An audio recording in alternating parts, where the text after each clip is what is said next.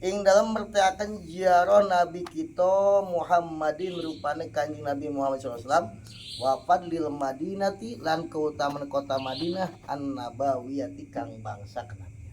Kalau tadi kemarin nih kita menjelaskan keutamanya kota Mekah.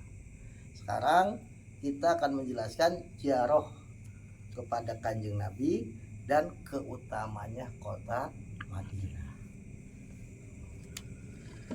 Qala ngandika sapa Rasulullah sallallahu alaihi wasallam. Dan kita loh jarak kepada kain ini harus ada. Nih, dalil-dalilnya. Makanya beruntung orang bisa umroh ke sono. Beruntung dalil jarak ke Nabi. Beruntung. Mudah-mudahan kita semuanya Allah takdir berangkat ke sono. Haji umroh amin ya Allah. Mantai sapa wong ku haja lamun haji sapa man. Haji atau umroh ya.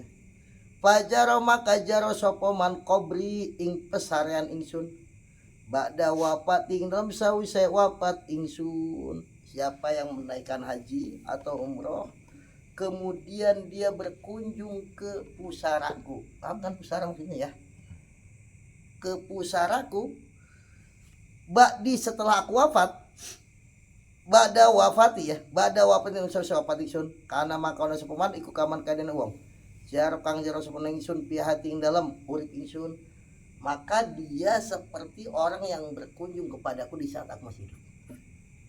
Tapi ya jangan disebut sahabat, pulang bro, sahabat kan. Sahabat ini orang yang berjumpa dengan Nabi dalam keadaan beriman, nabinya masih sugeng, orang Jawa ya, masih hidup. Nah ini kan seolah-olah kalau ini mah siapa yang jaroh, siapa yang umroh atau haji kemudian jaroh berkunjung ke pusaraku di Madinah di Masjid Nabawi, maka dia seperti atau seolah-olah dia berkunjung kepadaku di saat aku masih hidup. Gak terbayang bagaimana pahalanya. Orang Nabi pernah meriwayatkan siapa yang memandang wajah ulama sak leretan doang dia gembira, kemudian dari pandangan itu Allah akan jadikan malaikat yang malaikat itu terus menerus akan mohonkan ampun kepada Allah. Gimana kalau memandang wajah Kanjeng Nabi?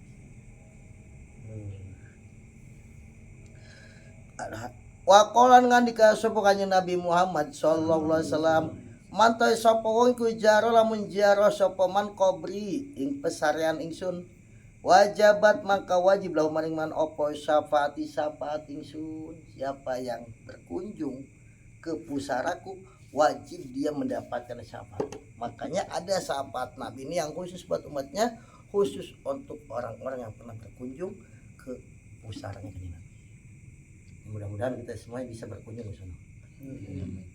Dapat syafaat. Ya Haji Udin aman udah.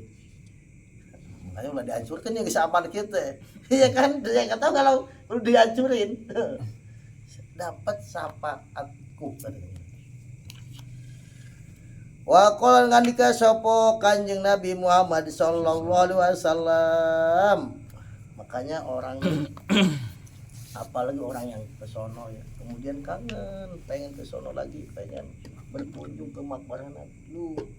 Itu orang kalau udah kangen nih nggak bisa dicegah. Duit ada, kesempatan ada ya dek, berangkat itu kangen sama Nabi. Kita kangen pengen ketemu orang, masa deh udah itu aja dulu, tetangga ini dulu kangen dulu sama orang tua ya, hobinya udah datang. Jangan uangnya kasihkan aja pada miskin, lupa kira miskin ada lagi babnya nanti kita ini ya kan, orang kangen kok deh. Tadi kangen karena anda waktu ngaji tinggal kan ya deh. Padahal mestinya kan ngaji bisa. Susah kalau bab rindu begitu nih, susah dihukuminya, bingung deh. Susah. Mantai sapa wong iku haja lamun haji sapa man ila Makkah maring kota Mekah. Siapa yang haji ke Mekah? Suma qasoda nolin aja sapa ingsun bi masjid ingsun. Siapa yang haji ke Mekah kemudian ke Madinah, ke masjidku katakan Nabi. Kutibat maka den tulis maring opo hajatani haji lor. Mabrurotani kang mabrur, maka ditulis kedua haji yang mabrur. Masya Allah, makanya jangan kita ngolok-ngolok orang yang haji, karena orang yang hajian pasti ke Madinah. Jangan ya kepada sosok ini apa mengkritisi orang-orang, jangan, kecuali untuk membangun, ngasih tahunya. Ya, jangan lihatin menundukannya Nabi. Siapa yang haji ke Mekah kemudian bermaksud ke masjidku, katanya, maka dia dicatat oleh Allah 2 kali haji yang mabrur. Yang pertama dan ke, karena Kanjeng Nabi ini makhluk yang paling dicintai Allah. Imam Maliki pernah ditanya, lu mana yang lebih mulia, Kanjeng Nabi apa Ka'bah? Loh, orang kenal Ka'bah itu karena Kanjeng Nabi. Kalian ngerti? Makanya Imam Malik ini nggak berani di kota Madinah nih, dia naik kuda, padahal punya kuda. Kenapa aku nggak berani di bawah tanah ini nih ada makhluk Allah yang paling Allah cintai, masa aku di atas pungguk? Bukan hanya itu, dia baru kalau udah keluar kota Madinah dia pakai, dia nggak berani BAB di kota Madinah, saking apa takzimnya. Jadi orang ini kalau semakin kenal sama Kanjeng Nabi semakin besar tadi. Orang kalau semakin nggak kenal ya begitu, ya pelecat, nggak kenal kok namanya juga. Nih yang hormat sama kiai ini santri. Orang kalau bukan santri sama kiai biasa-biasa aja. Iya kan Ji? Dari dulu zaman enggak biasa aja. Yang hormat takzim bener, yang kenal sama Kanjeng Nabi, tahu nilainya Kanjeng Nabi. Kadang orang kan manusia loh. Dek, tahu bedanya apa tisu sama dolar? Sama kertasnya tapi nilainya beda. Iya kan? Masa orang bodoh kalau nggak bisa tahu bedakan mana tisu mana dolar? Ya kita sama Kanjeng Nabi sama manusianya tapi nilainya beda. Masa nggak bisa bedakan permata sama batu koral? Ya, batu koral ini setrek aja murah harganya, apalagi satu. Tapi permata, nggak bisa dibandingkan. Artinya nggak bisa dibandingkan kita dengan Kanjeng. Hatta manusia sedunia dikumpulin dibanding dengan Kanjeng Nabi tetap lebih abdul, lebih mulia.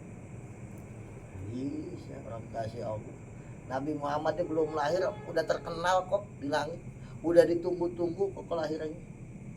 Ada di kita nih, belum lahir nggak terkenal arana. Ada. Ada. Kita udah lahir puluhan tahun nggak dikenal sama orang. Jangan kan belum lahir, udah berkiprah aja nggak ada yang kenal. Siapa Dede Lukman? Nggak ada yang kenal aja. Misal udah ada terkenal maksud.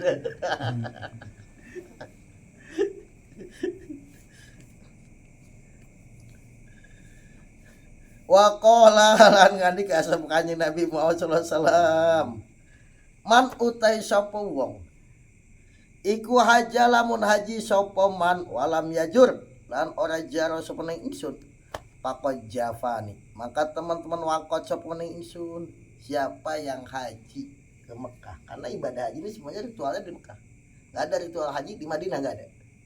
Madinah yang murni jarak kepada Kanjeng Nabi. Siapa yang ibadah haji ke Mekah kok nggak jarak kepada gua ke Madinah, maka dia benar-benar kurang hajar amaku. Kalau kurang hajar sama Nabi gimana kira-kira? Ridhonya Allah itu ada pada ridhonya Kanjeng Nabi. Kalau Nabi ridho, Allah ridho. Kalau Nabi murka, Allah murka.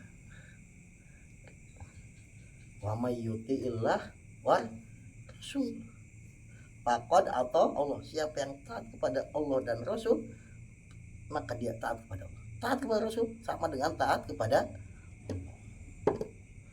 Berartinya siapa yang membuat Rasul murka, berarti Allah juga murka kepada. Hati-hati, jangan ikut-ikutan orang mencaci maki cucunya Kanjeng Nabi. Loh, kira-kira nih si adik bayi ke haji, tapi ke anak haji ketemu di teke total haji resep tuh kasih ada geuleuh kan gitu. Kamu baca sholawat sholat ngaji tapi sama cucunya kayaknya Nabi Muhammad kira-kira aja sama kan, karena cucunya haji pasti itu adalah belahan jiwaku. Jadi siapa yang berdamai dengannya maka sama berdamai dengan aku, siapa yang mencintainya sama mencintai aku, siapa yang memeranginya sama memeranginya, siapa musuhnya pasti haji ngomong gitu ya. Jadi anakku adalah belahan jiwaku, siapa yang mencintainya sama mencintai, siapa yang memusuhinya sama dengan memusuhi. Itu akal waras. Situ aja baik punya anak. Anaknya musuhi sama situ, walaupun situ baik pasti bapaknya nggak bakal senang. Benar tuh deh.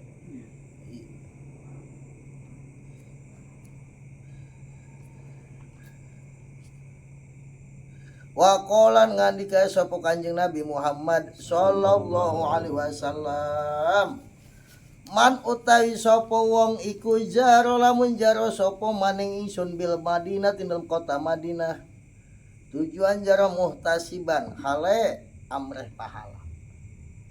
Jaro ke sono bukan karena pesugihan, maksudnya yang sugih, yang beung, bukan. Karena muhtasiban, karena pengen dapat ridho Allah, dapat pahala yang besar dari Allah. Siapa yang jarok ke Madinah? Muhtasiban, karena pengen ridho Allah, pengen pahala dari Allah. Kuntu maka ono sapa ingsun lahu maring man iku syahidan wong kang nyakseni. Wa syafiran wong kang nyapat yaumul kiamat besok sampai kiamat. Kabar gembira luar biasa. Maka aku kata Kanjeng Nabi akan menjadi saksinya dia. Artinya saksi pembela di mahkamah ilahi, di sidang ilahi nih, pengadilan Allah. Nabi pembelanya, saksi pembela. Nikmat. Ada misalkan di dunia nih bermasalah, Hotman Paris pembawa apa namanya pengacara, ada gagakan wah udah petang-tang petek-tek. Lu kenapa tingkat nasional kok ini dibawa ke daerah? Lu di sono kita nih kalau jaroh ke Nabi, maka Nabi yang menjadi saksi pembela, lawyernya Nabi. Nggak bangga gimana, sedangkan Nabi itu kekasih. Masya Allah, makanya dia ini luar biasa. Dan kata-katanya Nabi, aku yang akan mensyafaatinya. Kurang-kurang dikit deh, Nabi yang nanggung. Ya Allah, dia nih waktu jaroh kepadaku sampai nangis-nangis karena nggak sanggup menahan rasa rindu yang sudah meledak-ledak di kamu. Wah, Nabi pembela. Ya udah ya Rasul, udah masukin aja dalam surga, bawa ke surga. Itu Dede Lukman yang rindu sampai uang kumpulin sampai udah masukin aja ya Rasul dalam surga. Amin ya Allah ya Rabbal. Amin ya Allah. Nikmat. Nggak dapat randa penuh sono bidadari udah enteng, randa kecil randa bidadari ini.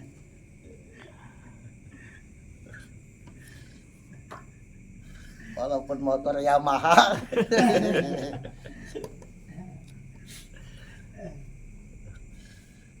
Wa qala lan ngandika sapa Kanjeng Nabi Muhammad sallallahu alaihi wasallam, la yasbiru gitu ya, Mbak ya? Ya.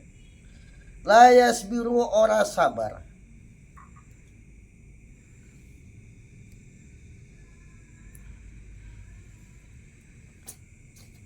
La yasbiru ora sabar alayya ing atas ingsun. Li iwa il Madinati, maring panase kota Madinah. Wa syahadat. La siru apa la yasbiru sih? Ba apa ya? Ba biru apa ya? Kayaknya ngebak.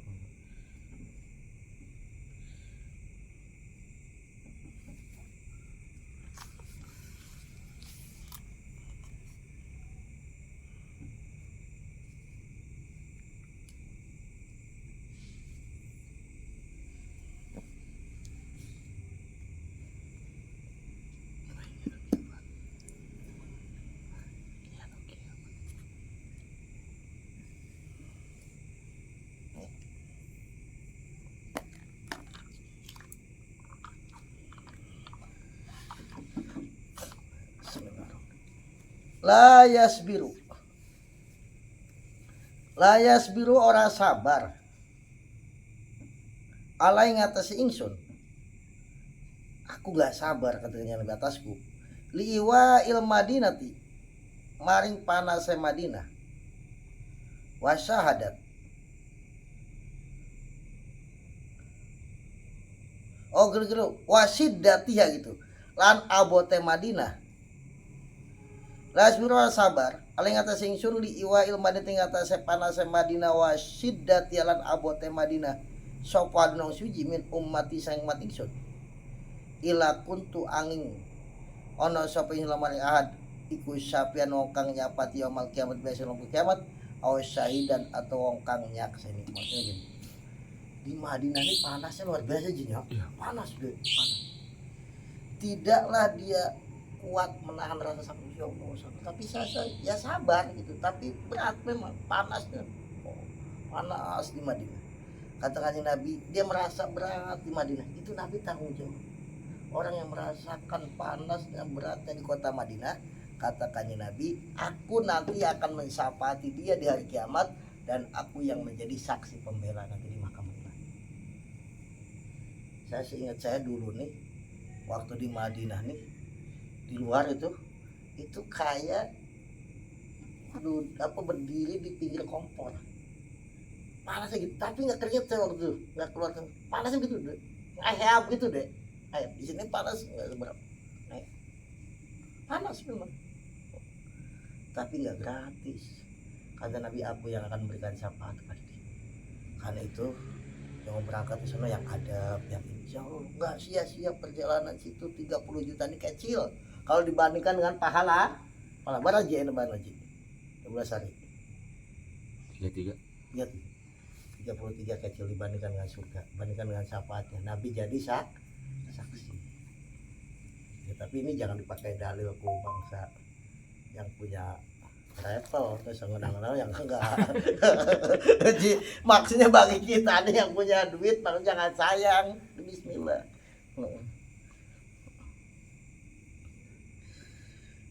Wa qala lan ngandika sapa kanjeng Nabi Muhammad sallallahu alaihi wasallam, mantai sapa wong iku istato alamun kuasa sapa man mampu ayam utengen tamati sapa man bil Madinah dalam kota Madinah palyamut, maka becik mati sapa man biak lawan Madinah. Siapa yang mampu meninggal di Madinah udah di Madinah iki, jangan dibawa pulang pengen mati di kampung, jangan.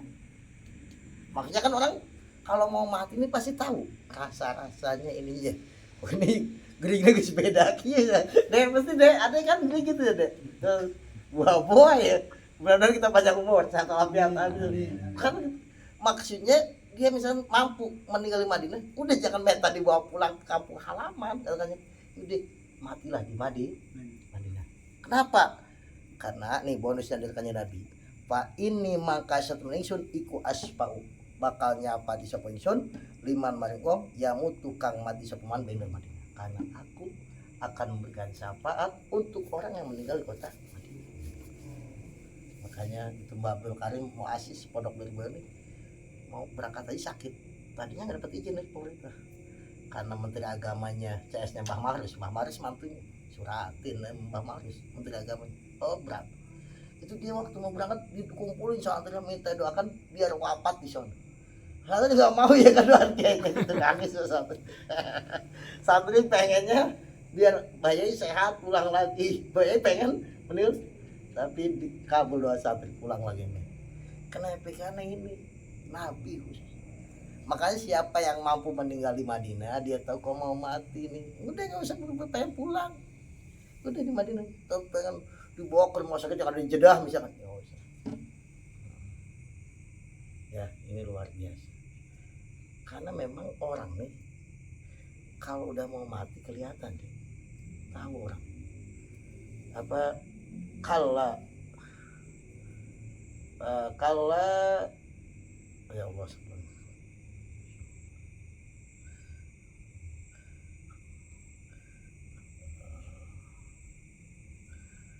donna anul firaq kila man raq. Orang ini kalau udah mau mati kalla idza balagatit taraq. Kalla, janganlah jadi orang yang berbuat keterlaluan. Idza balagatit taraq, ketika orang udah sampai sini tenggorokan. Wakila manrok, maka boleh dikatakan siapa yang sanggup mengobati. Kila manrok, siapa? Masih orang wazonna annahul firaq. Orang bakal menyangka ini sakit. Dokter pun udah cabutin aja selangnya. Ya Ji, aja kamu cabutin, keluarin deh. Ngaji aja ngaji.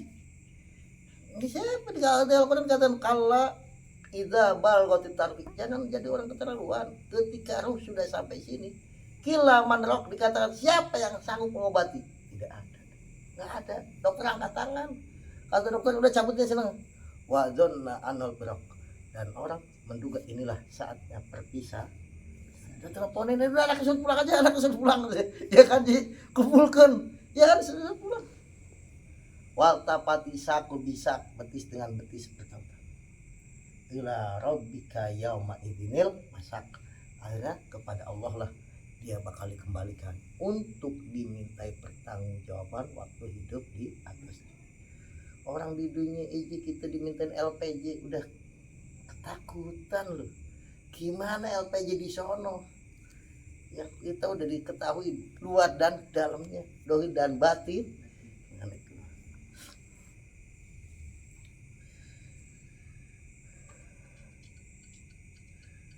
Ya deh yang mau itu aja deh. Apa di dia? Yang dikubur di Cela apa di sana? Ah? Di sana lah. Di sana. Amin. Ya apa-apa deh bisa soalnya bidadari nunggu. Gak apa-apa ya Allah, seandainya aku ditakdir gak dapet janda bidadari aja. Ya deh. Bidadari. Apa dua-duanya janda juga sama bidadari juga? Yang dua-dua. Fa'in nas'alullahal karim, nas'alu nyuwun sapa insyaallah Gusti Allah karim kang maha mulia ayarjukona muga-muga paring sapa lan kita syafaatan nabihi ing syafaatan nabi Allah. Semoga Allah memberikan anugerah kepada kita, kita diberi syafaatnya kanjeng, dapat syafaatnya kanjeng. Juga wal mauta lan diberikan anugerah maut di haramain dalam tanah haramain kanjeng Nabi. Karena maut itu takdir enggak bisa dipengen-pengen. Gimana kalau di sana bunuh diri ya neraka kalau bunuh diri. Iya kan?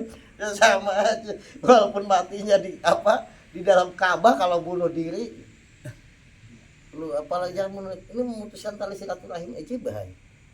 Itu ada hadisnya mal'unun. Man apa ya Allah bahasa hadisnya?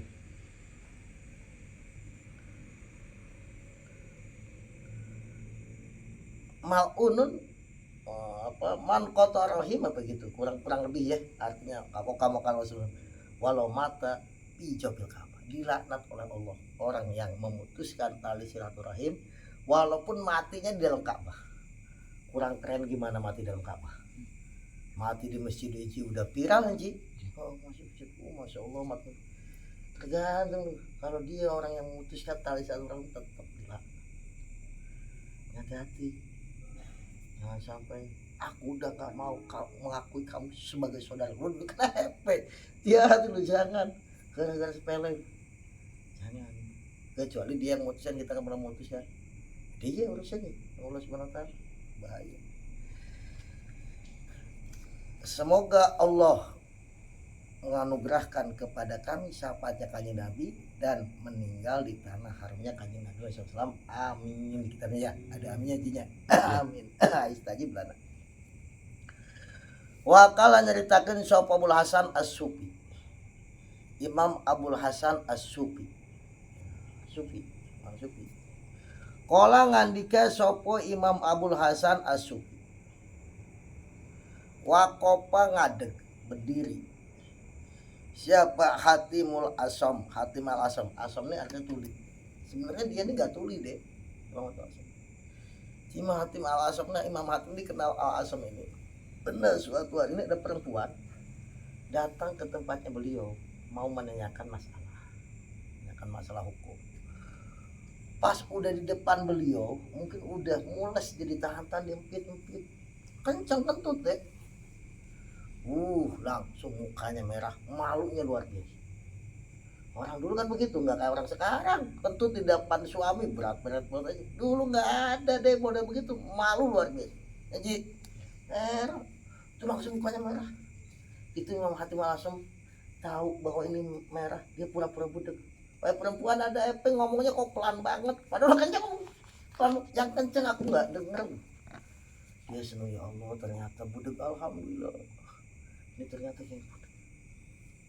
Itu perempuan hilang malu. Ngapain suara kentut kayak meriam kalau di depan orang yang nggak denger kan dia tetap aja deh ya. Nggak ngaruh. Dia seneng. Itu Hatim Al-Asam pura-pura budek selama perempuan itu masih hidup deh. Ketika dia udah meninggal baru. Jadi bukan hanya saat itu doang deh pura-puranya, sampai perempuan itu meninggal diangkat derajatnya Allah. Sampai gelarnya Hatim Al-Asam. Luar biasa. San Randa mau nanya ke adik, depan adik kentut, adik pura-pura budek sampai Randa itu meninggal. Kalau nggak meninggal gimana?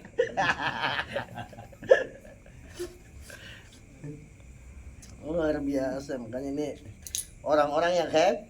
Nah, Imam Hatim Al-Asam ini pernah berdiri di depan pusaranya Kanjeng Nabi.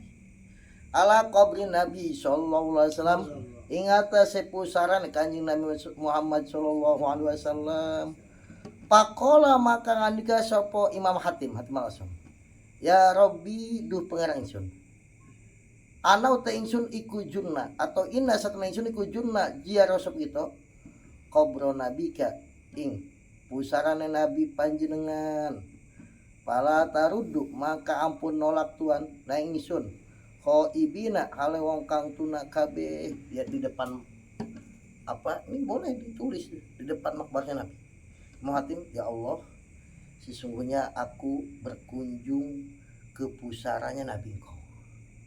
Maka janganlah Engkau tolak ya Allah. Janganlah kami Kau jadikan orang yang merugi. Maka langsung ada panggilan. Panu dia maka den undang sapa Hatim. Ya hada.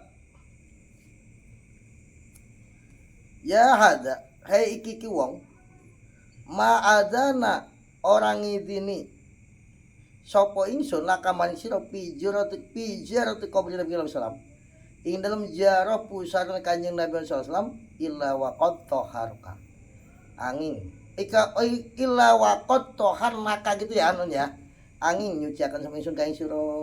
Langsung ada panggilan dia. Hei Hatim,